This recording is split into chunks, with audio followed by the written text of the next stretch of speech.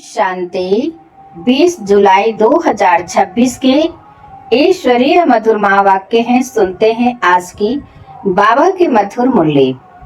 बाबा ने कहा, मीठे बच्चे, बेगर से प्रिंस बनने का आधार पवित्रता है। पवित्र बनने से ही पवित्र दुनिया की राजाई मिलती है। प्रश्न है, इस पाठशाला का कौन सा पाठ तुम्हें मनुष्य से देवता बना देता है? उत्तर है, तुम इस पाठशाला में रोज यही पाठ पढ़ते हो कि हम शरीर नहीं आत्मा हैं। आत्म अभिमानी बनने से ही तुम मनुष्य देवता नर से नारायण बन जाते हो। इस समय सब मनुष्य मात्र पुजारी अर्थात पतित देह अभिमानी हैं, इसलिए पतित पावन बाप को पुकारते रहते हैं। गीत है, छोड़ भी दे आकाश सिंहासन, ओम शांति। बच्चे जानते हैं कि यह ओम शांति किसने कहा? कौन से बच्चे? आत्माएं जानते हैं कि ओम शांति किसके आत्मा ने कहा? परमपिता परमात्मा ने कहा। बच्चे जानते हैं मनुष्य की आत्मा ने नहीं कहा, यह परमपिता परमात्मा शिव ने कहा। वह सभी का बाप ऊंचते ऊंचा है। अब गीत में सुना, भारत पर बहुत माया का परछाया पड़ा हुआ है, बहुत पतित बन गए हैं, इसलिए पुकारते हैं कि हे पतित पावन, फिर से आओ पावन बनाने। आत्मा ही बुलाती है अपने बाप को, जिसको भगवान कहते हैं वही पतित पावन है। एक की ही महिमा होती है, वह सभी आत्माओं का बेहद का बाप। यहाँ सब पतित बन गए हैं, तब पुकारते हैं, हे परम पिता परमात्मा। वही ज्ञान का सागर भी है, पतित पावन भी है, वह पिता भी है तो शिक्षक भी है, क्योंकि ज्ञान सागर भी है, वर्ल्ड अथॉरिटी भी है, सभी वेदों शास्त्रों ग्रंथों को जानने वाला भी है, उनको कहते ही हैं नॉलेजफुल। तो इस समय सब पारलौकिक बाप को पुकारते हैं, कहते हैं क्योंकि सभी दुखी हैं। कहते हैं गॉड फादर, उनका नाम भी चाहिए ना। उनका नाम गाया हुआ है शिव बाबा। वही ऊंचते ऊंच ज्ञान का सागर, सुख का सागर, शांति का सागर है। यह मनुष्य की आत्मा अपने बाप की महिमा करती है। ऊंचते ऊंच आत्मा किसकी है? परमपिता परमात्मा की।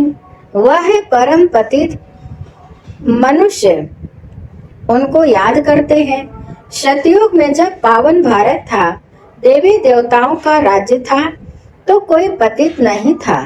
यह है तमो प्रधान दुनिया, अर्थात दुनिया में जो मनुष्य रहते हैं सब पाप आत्माएं हैं। यही भारत पावन था, यही भारत पतित हो गया है। यहाँ कलयुग में सब पतित हैं। तुम जानते हो, ज्ञान का सागर पतित पावन परमपिता परमात्मा परम धाम से आकर हमको ब्रह्मा द्वारा पढ़ाते हैं। जरूर उनको शरीर तो चाहिए ना। यह बातें कोई शास्त्रों में नहीं है। ज्ञान का सागर जो अथॉरिटी है, वही सब कुछ जानते हैं। भारत में चित्र भी दिखाते हैं। विष्णु की नाभि से ब्रह्मा निकला, उनको हाथ में शास्त्र देते हैं। अभी विष्णु को सब शास्त्रों का सार नहीं सुनाते हैं। परमपिता परमात्मा ज्ञान का सागर ब्रह्मा द्वारा सब शास्त्रों का सार समझाते हैं। ब्रह्मा विष्णु शंकर का भी वह रचयिता है। ब्रह्मा को व विष्णु को ज्ञान का सागर नहीं कहेंगे। शंकर की तो बात ही छोड़ दो। अभी ज्ञान का सागर कौन? निराकार ऊंचते ऊंच परमात्मा ही पतित पावन है। यह महिमा है उस परम पिता परमात्मा की। यहाँ भी आत्मा की ही महिमा होती है। आत्मा ही शरीर द्वारा कहती है, मैं प्रेसिडेंट हूँ, मैं बैरिस्टर हूँ, मैं फलाना मिनिस्टर हूँ। आत्मा ही मर्तबा लेती है। शरीर द्वारा आत्मा कहती है, मैं एक शरीर छोड़ दूसरा लेता हूँ। इस समय जब बाप आते हैं, कहते हैं बच्चे, आत्म अभिमानी बनो। मैं तुम्हारा बाप आया हुआ हूँ तुमको यही पाठ पढ़ाने। यह पाठशाला है मनुष्य देवता, नर से नारायण, नारी से लक्ष्मी बनने की। बाप को सभी आत्माएं बुलाती हैं कि हे परमपिता परमात्मा, अब निराकारी दुनिया से साकारी दुनिया में आओ, रूप भी बदलो। तुम निराकारी आत्माएं तो जब शरीर में आती हो तो गर्भ में आती हो, पुनर्जन्म लेती हो। बाप समझाते हैं तुमने 84 जन्म गर्भ से लिए हैं, एक शरीर छोड़ फिर गर्भ में जाते हो, ऐसे 84 जन्म लेते हो। मैं तो गर्भ में नहीं आता हूँ। भारतवासी असूल में देवी देवता धर्म के थे, फिर सीढ़ी नीचे उतरते आए। क्षत्रिय वर्ण में, फिर वैश्य शूद्र वर्ण में कलाएं कम होती जाती हैं। भारत 16 कला संपूर्ण था, फिर 14 कला बना। भारतवासी अपने जन्मों को नहीं जानते। 84 जन्म भारतवासी ही लेते हैं और कोई धर्म वाले 84 जन्म नहीं लेते। तुम स्वदर्शन चक्रधारी बने हो, यह ज्ञान की बात है। स्वदर्शन चक्रधारी बनने से तुम चक्रवर्ती महाराजा बनते हो स्वर्ग का। तुम अच्छी रीति जानते हो हम यहाँ आए हैं पति से पावन बनने। यह है ही पति दुनिया। पति पावन सर्व का सद्गति दाता तो एक ही बाप है। सब उनको ही पुकारते हैं, बाप को याद करते हैं, श्री कृष्ण को नहीं। श्री कृष्ण ने गीता नहीं सुनाई। गीता है सर्व शास्त्रमयी शिरोमणि। भारत की गीता किस धर्म का शास्त्र है? आदि सनातन देवी देवता धर्म का। किसने गीता गाई? राजयोग किसने सिखाया? परमपिता परमात्मा पतित पावन बाप ने। तो तुम्हारी आत्मा जो निराकार थी उसने अभी यह साकार शरीर धारण किया है। साकार मनुष्य को कभी भगवान नहीं कहेंगे। भव सतयुग में लक्ष्मी नारायण हैं तो भी भगवान नहीं कहेंगे। यह तो करके उपाधि टाइटल दी जाती है।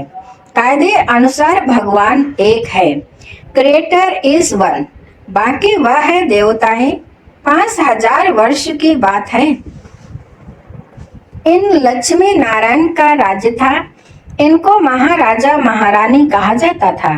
भगवान महाराजा नहीं बनते हैं, वह तो बाप ही है जो आकर भारतवासियों को ऐसा देवी देवता बनाते हैं। अभी तो देवी देवता धर्म का कोई है नहीं। इनको कहा जाता है रावण संप्रदाय, क्योंकि रावण राज है। रावण को वर्ष वर्ष जलाते रहते हैं, क्योंकि यह पुराना दुश्मन है। परंतु इनको भारतवासी जानते नहीं।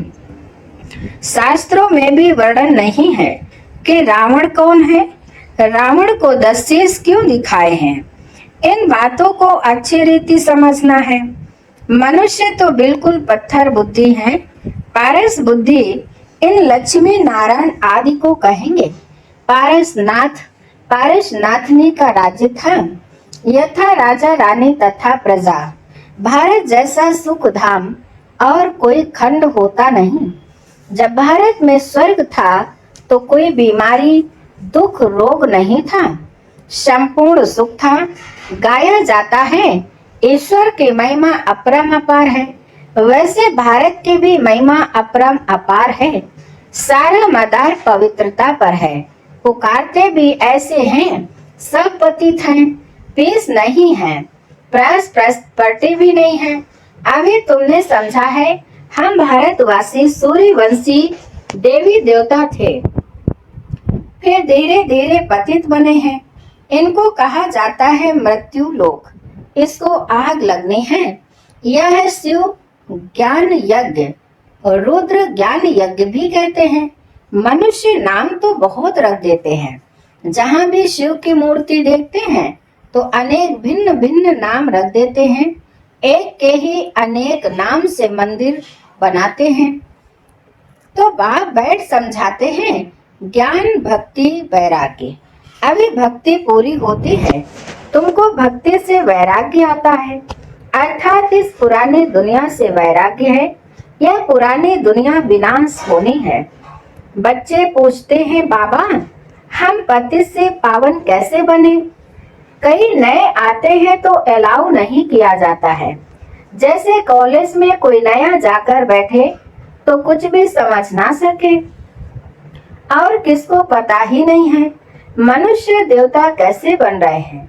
मनुष्य जो पतित है वही पावन बनते हैं।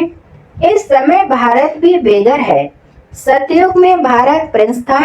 श्री कृष्ण सतयुग का पहला नंबर प्रिंस था। उसमें सब गुण हैं। राज्य लक्ष्मी नारायण का कहेंगे। श्री कृष्ण तो प्रिंस था, राधे प्रिंसेस थी। श्री कृष्ण प्रिंस की ही महिमा गाई जाती है। सर्व गुण संपन्न, 16 कला संपूर्ण। उसने कोई गीता नहीं सुनाई। वह तो सतयुग का प्रिंस था।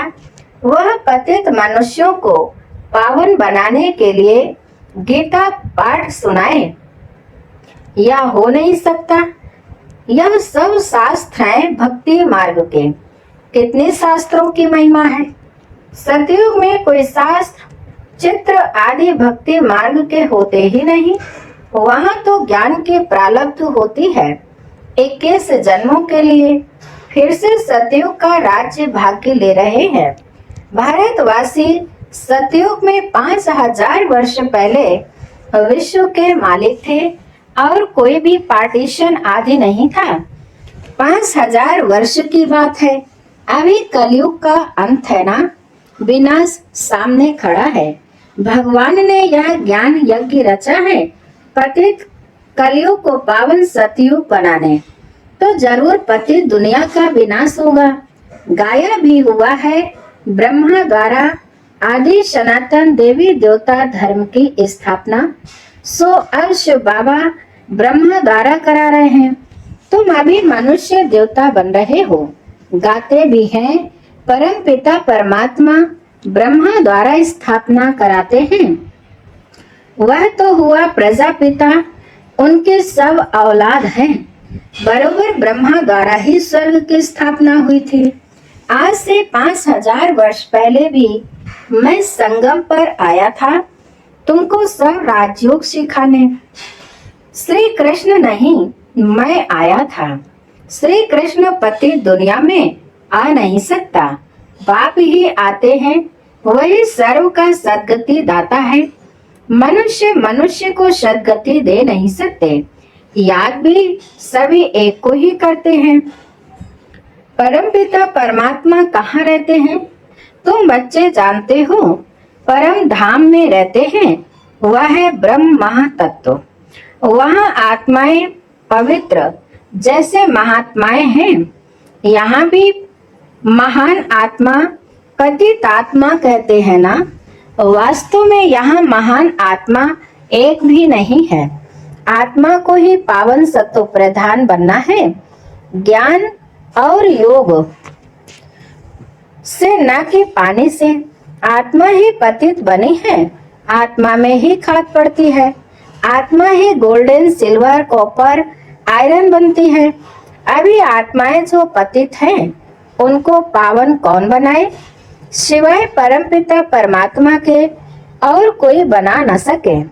बाप ही बैठ समझाते हैं। माँ में कम याद करो तो तुम्हारे पाप भस्म हो जाएंगे।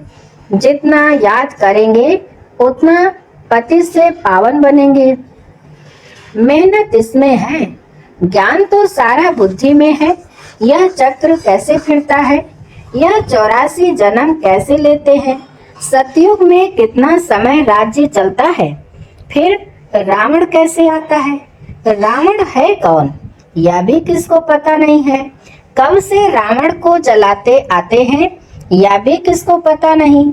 हर वर्ष जलाते हैं। सतयुग में तो नहीं जलाएंगे।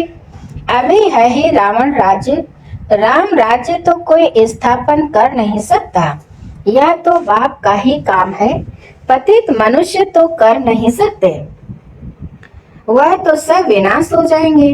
पतित दुनिया ही विनाश होनी है। सतयुग में एक भी ऐसे नहीं कहेंगे कि हे पतित पावन आओ, वह तो पावन दुनिया है ना। तुम अभी जानते हो कि इन लक्ष्मी नारायण को ऐसा स्वर्ग का मालिक किसने बनाया। फिर इन्होंने 84 जन्म कैसे लिए। आदि सनातन देवी देवता धर्म वालों ने ही 84 जन्म लिए हैं। वही इस समय शूद्र वंशी बने हैं, अब फिर ब्राह्मण वंशी बनते हो। अभी तुम हो ब्राह्मण चोटी, यह है ऊंचते ऊंच चोटी। ब्रह्मा मुख वंशावली ब्राह्मण कुलभूषण। अभी तुम शिव बाबा के बच्चे भी हो, पोते पोत्रियां भी हो। शिव वंशी फिर ब्रह्मा कुमार कुमारियां हो।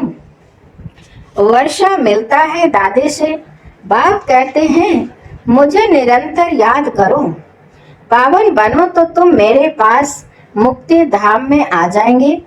इन बातों को समझेंगे वही जिन्होंने कल पहले समझा है। वह तो हजारों हैं, कोई पूछते हैं कितने बीके हैं। बोलो हजारों के अंदाज में है। इस दैवी झाड़ की वृद्धि होती जाती है। अब फिर से सैपलिंग लग रहा है आदि सनातन देवी देवता धर्म का, क्योंकि देवता धर्म है नहीं। सब अपने को हिंदू कहलाते रहते हैं और धर्मों में कन्वर्ट हो गए हैं। फिर सब निकल आएंगे, आखिर बार से वर्षा लेंगे। तुम आए हो बेहद के बार से, बेहद के सुख का वर्षा पाने, अर्थात मनुष्य देवता बनने। अच्छा, अभी बाप दादा हम बच्चों से नमस्ते करते हैं। मीठे मीठे शिकिलदे बच्चों प्रति माता पिता बाप दादा का याद प्यार और गुड मॉर्निंग। रूहानी बाप की रूहानी बच्चों को नमस्ते। हम रूहानी बच्चों की रूहानी माता पिता बाप दादा को याद प्यार, गुड मॉर्निंग और नमस्ते नमस्ते नमस्ते। शुक्रिया बाप दादा, शुक्रिया। धारणा के लिए मुख्य सार नंबर 1, पति से पावन बनने के लिए ज्ञान और योग में मजबूत होना है। आत्मा में जो खाद पड़ी है उसे याद की मेहनत से निकालना है। नंबर 2, हम ब्रह्मा मुख वंशावली ब्राह्मण चोटी हैं। इस नशे में रहना है। ब्राह्मण ही वर्षे के अधिकारी हैं, क्योंकि शिव बाबा के पोत्रे हैं। वरदान है अपनी पावरफुल वृत्ति द्वारा पतित वायुमंडल को परिवर्तन करने वाले मास्टर पतित पावनी भव। विस्तार है कैसा भी वायुमंडल हो, लेकिन स्वयं की शक्तिशाली वृत्ति वायुमंडल को बदल सकती है। वायुमंडल विकारी हो, लेकिन स्वयं की वृत्ति निर्विकारी हो। जो पतितों को पावन बनाने वाले हैं वो पतित वायुमंडल के वशीभूत नहीं हो सकते। मास्टर पतित पावनी बन स्वयं की पावरफुल वृत्ति से अपवित्र व कमजोरी का वायुमंडल मिटाओ। उसका वर्णन कर वायुमंडल नहीं बनाओ। कमजोर व पतित वायुमंडल का वर्णन करना भी पाप है। स्लोगन है अब धरनी में परमात्मा पहचान का बीज डालो तो प्रत्यक्षता होगी। अच्छा, आज की मुरली से अव्यक्त इशारे हैं, सुनते हैं आज के अव्यक्त इशारे। ज्वाला स्वरूप स्थिति में रह शक्तिशाली याद का अनुभव करो। योग माना शांति की शक्ति। यह शांति की शक्ति बहुत सहज स्व को और दूसरों को परिवर्तन करती है।